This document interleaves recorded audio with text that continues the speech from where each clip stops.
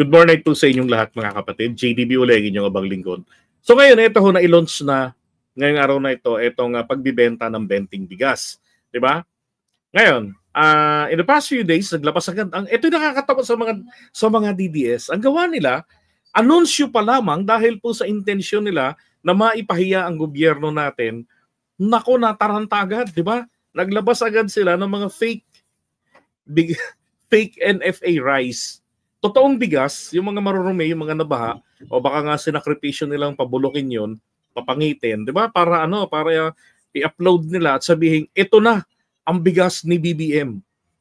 Ito na ang bigas ng bagong Pilipinas.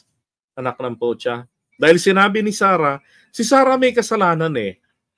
Siya yung nagbibigay ng, kumbaga, ng go signal or hint, di ba? Kung anong klaseng fake news ang gagawin ng mga supporters nila. So, ano nangyari? Di ba? Napapahiya lang din sila. Imagine, ngayong linggong ito pa lamang po ang simula ng paglalabas ng bigas at pagbibenta ng bigas ng NFA na sinubsidy ng gobyerno para maisakatuparan, no, kahit sa mabigat na paraan, maisakatuparan ang makapagbibigay ng konting kagaanan sa buhay ng mga Pilipino. Diba? Sapagkat hindi po sapat na bumaba ang inflation rate, bumagal ang paggalaw nito, hindi na nagtataas ang presyo ng bilihin, diba? Kasi nga nakasalala yan sa inflation rate. Kung mabilis ang galaw ng inflation rate, yung pagtaas nito, mataas ang presyo rin ng bilihin. Ngayon hindi ganoon. Pero, sabi ng mga Pilipino, hirap pa rin kami. Sobrang ang gobyerno, gawa na naman ng paraan. Diba? Binawasan na yung buwis ng taripa sa bigas, mga agri-products, binawasan. So, ilan na lang ang natitira. Diba? So, nabawasan yung presyo ng bigas, papalo lang ng presyohan ng mga nasa 40 pesos mahigit ang bentahan. Diba? So, nagsakripisyo na naman ng gobyerno ng kita sa importation ng bigas. Dahil nga laging inuurat kay PBBM na hindi magawa yung 20 pesos na bigas. At kung ito naman ang makakapagbigay ng kaluwagan sa ating mga kababayan hanggang sa katapusan ng taong ito, mahigit kalahating taon na programa ito. So sinabi ng Pangulo sa Cebu na sa mga pilot areas lang ng Cebu gagawin. Maaaring ito po ay trap. Okay? Again, ang sinasabi ko, maaaring ito po ay trap ng ating Pangulo para dito sa kampo nila Sara. 'Di ba? Para sila hintayin na mag-react. At kung ano ang fake news sa kanilang gagawin. Bakit po kung nasabi ko 'yon? Tignan niyo naman, pagkatapos nilang maglabas ng fake news, lots of fake news. Shit. Sinabi ng Pangulo, gusto ko sa buong Pilipinas yung etneb na bigas. Ayun na nga ho nangyari. So May 2, sa mga kadiwa centers, makakabili na po tayo ng etneb na bigas. So kung sinubsidy ng gobyerno yan, ano naman ngayon? 'Di ba? Mas mainam na ho yan kaysa ginawang akap yung pera. 'Di ba? Alam niyo, akap, naku, niloloko tayo mga kongresista natin, taina. Ang hindi ho sa inyo nakatanggap ng 5,000. Nako. Tapos hindi sa inyo pinasulat yung presyo. Alam niyo na nangyari, 5,000 yan, binigay 2,000. Tapos isang kasama nating vlogger nagwala, nagreklamo, natakot kasi vlogger siya. Yung asawa niya nabigyan, ang ginawa, dinagdagan ng 1,000. Ayop, di ba? Natarantado tayo. Ay nako. So ngayon, ito ho yung pinakita ng NFA kanina. Kung sinabi yung 20 pesos per kilo na bigas, ingay-ingay mo, lintik ka. Eto ho. Ay nagsinungaling yung nagsabi. Alam niyang hindi kayanin, pero pinaasa niya ang mga tao. Matagal na po nilang ini-issue na mukhang hindi kakayanin ng Pangulo ang aspirasyon na magkaroon at mag-deliver ng bigas sa halagang 20 pesos kada kilo. Ngayon po, na unti-unting natutupad ang aspirasyon na ito ng Pangulo bakit muli na naman silang nagsasalita, nagiging Kasi sira- negatibo? Kasi sira ulo sila. Meron akong pagdududa ha, na magbebenta sila ng 20 pesos per kilo na bigas pero hindi pang tao, pang hayop. Oh, yan yun, diba? Yan yung 20 pesos per kilo na binibenta, yung pinapakain sa baboy. Hindi porkit po umura ang bigas, sasabihin na ang hayop ang nasabing bigas. Pakita ko sa inyo kung ano yung hitsura nung bigas. Ito yung quality nung bigas na simula nang ibebenta within this week. At gaya nga na ipinangako ni Pangulong Ferdinand R. Marcos Jr., ito na yung 20 pesos kada kilo na bigas. Ayon sa NFA, meron pa silang mga karagdagang mga sako-sakong bigas na hinihintay na augmentation mula sa ibang rehiyon. So within this week, sisimulan na ang pag-roll out ito. At ito, titikman din natin naman yung inihanda nila para sa atin na NFA rice na niluto nila. Maraming salamat po sa inyo mga ma'am. Yan, tikman natin. Ito na yon, sinaing na NFA rice. Nagpasample pa talaga sila para sa atin. At titikman. Ayan, this is how it looks like.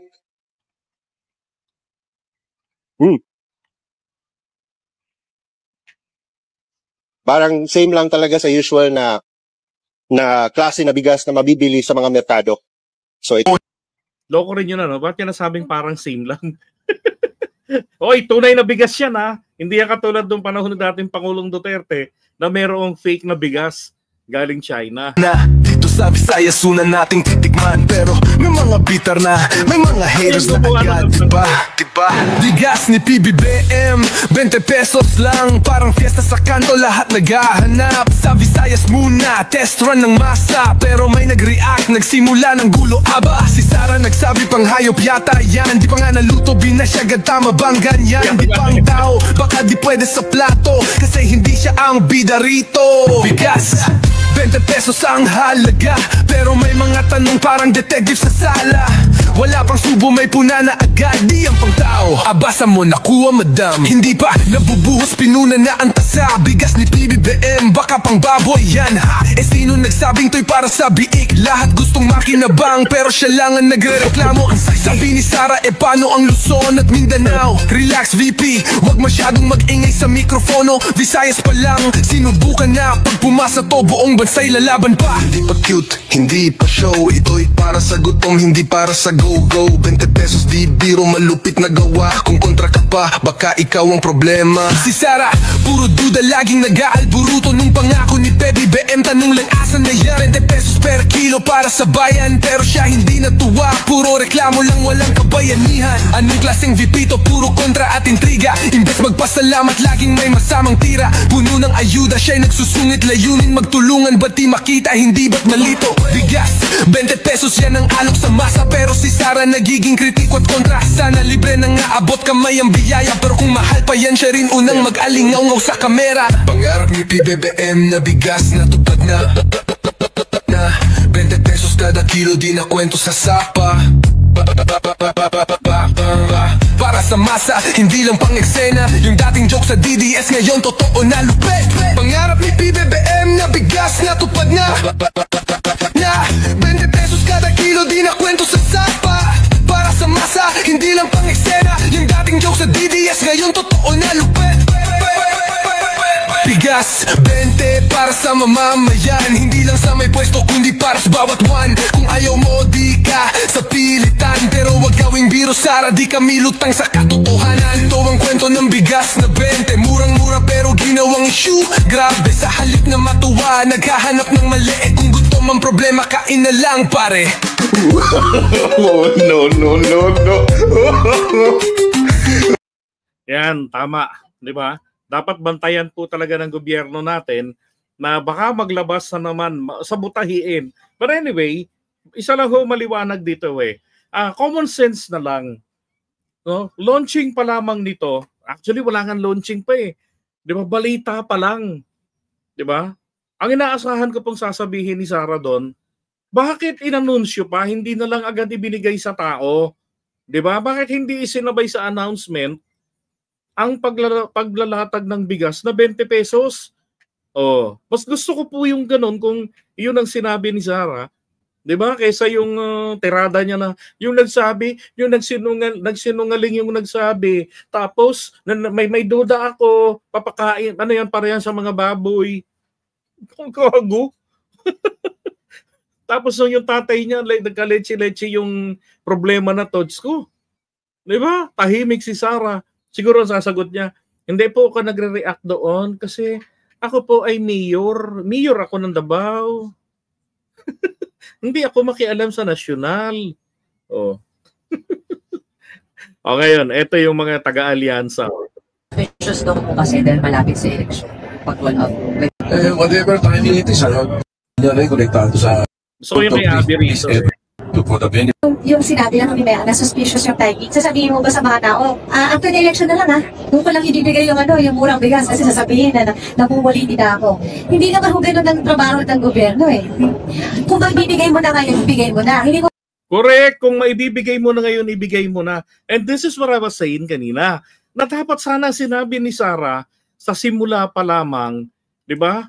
Hindi ganito. Nung sinabi yung 20 pesos per kilo na bigas, ay nagsinungaling yung nagsabi. Di ba? Isang malaking pagkabiter, isang malaking... mga atay ako ng maganda. So as admin candidates... Malaking kagaguhan yun yung sinasabi na yun ni Sarah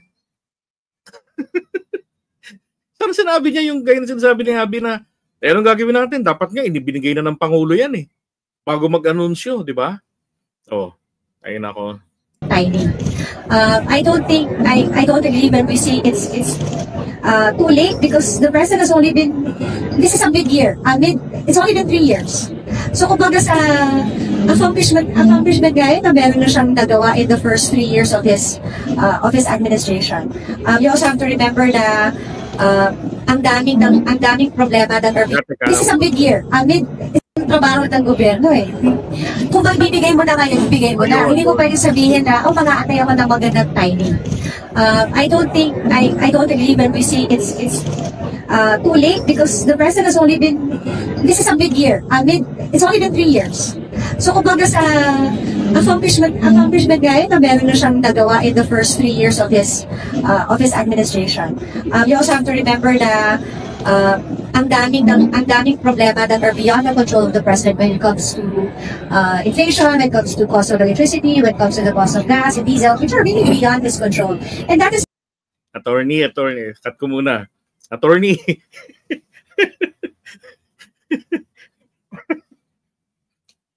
Mahahawaan ka ng style ni Sarah, sabi ni attorney. Ang laki ng mata ni Sarah, ang liit ng utak, napakabastos ng bunganga. Being a lawyer, freedom of speech must be exercised with due diligence. Tama, in accordance with the law. Wala siyang naipanalo na kaso during her practice. After passing the bar exam, she then worked for a few months as a court attorney at the office of the Supreme Court Associate Justice. Tapos naging vice mayor na. Kaya nga wala nga siya nahawakang kaso Diba? Ang tanong nga ron, paano ba pumasa? Baka pumasa ho dahil sa fraternity. Na-explain ko na yan dati, di ba, how it works. Gaano ka-importante sa mga estudyante ng law ang fraternity. May malaking tulong yan Ay nako. Si Attorney Maripas nga pala, nakabase po siya sa immigration ng Japan. Okay? So ngayon, tama yung sinasabi ni Abby, di ba? Yan ang trabaho ng gobyerno. Hanap ka naman talaga ng solusyon. Pagka may solusyon, latag mo na. Dahil po yung mga ang style po nag-iipon ng issues, 'di ba? Tapos sa kanila susolusyonan parang one at a time, yan po ay mali. Yan ay gawain po ng mga trapo. Gawain yan. Yung ang kakilala ko na nagturo sa akin yan, awa ng Diyos. Punong barangay lang, hindi maipanapanalo. Sabi sa akin, turo sa akin ni Mayor, 5 na issues. Hindi mo pwedeng i-address ng paisahan yan. Bakit? Kung yan ang pangangailangan ng tao, isa-isa lang para hindi ka maubusan ng issue. Hindi ka mawawala sa isipan nila. Pagdating ng halalan, nasa isip ka pa nila. Ay putragis ka ako yan. Kung ganyan ang klase ng public service mo, hindi kita susuportahan. Sabi sa kanya. Ginawa ko, di ko talaga sinuportahan. Ay nako. Punong barangay lang, di maipanapanalo hanggang kagawad lang. Mali yung sistema. So, Tama sinasabi ni Abby. Problema, bigay ka ng solusyon dyan. The reason why government has to step in with the subsidy. Hindi naman kayang bilhin yung bigas sa farmer. Kasi kung bibilin po yan ng 16 pesos, lugi-lugi po yung farmer. Kaya nga po ibinibigay na nga ng 20 dahil may subsidy na ng panggagaling sa gobyerno. Because bagsak po ang pressure ng bigas na yon. Kaya kailangan talaga ng tulong. Tumutulong na yung gobyerno, pagilitasan pa rin. Ano ba tayo lulugan? Di ba? mas may utak pa si Abby. Si Abby nga ho pala, alam ko abogada rin to eh. No? Pagdebatihin na lang natin silang dalawa ni Sarah. Ay nako. Diba? Ginawa na nga ng paraan ng gobyerno, sinubsidy na. And then Sarah mentioned, 'di ba, na matagal na sinasabi ng nasa gobyerno na hindi nila alam kung paano nilang gawin ito. Because ang pag-subsidy po, ito yung pinakamatinding kumbaga this is a drastic action kung tutuusin. Bakit? Isusuka ka na ng pera, magpapaluwal ka na eh. 'Di ba? Ibig sabihin, napakalaki ang problema na hindi masolusyonan agad-agad. Dahil pang long term talaga. Alam nyo, sa pagkakakilala ko kay PBBM, ang diskarte niyan, lagi naman niya sinasabi yun eh, dapat meron tayong pang short term, pang address agad dun sa problema. And then meron na rin tayo dapat na hinahanda o pinag-aaralan na pang long term na solusyon. Yun ang dapat. Hindi yung katulad nung nangyari dati, di ba? Short term natin, nagbigay ng mga NFA rice de bukbok. Tapos ang nangyari, inalis ang NFA sa palengke, ipinalit ang rice tarification law importation. Kaya nga gusto ko lang makakita ng pruweba na meron bang negosyo ang mga Villar sa bigas? Di ba? Ang mga Duterte, may negosyo ba sa bigasan? Bakit yun ang naging solusyon nila? Importation. Sa halip na, while we're doing importation, dapat yan temporary lang na solusyon yan. At tutukan, buhusan ng suporta ang pagpapalago ng agrikultura, lalo na sa pagtatanim ng palay.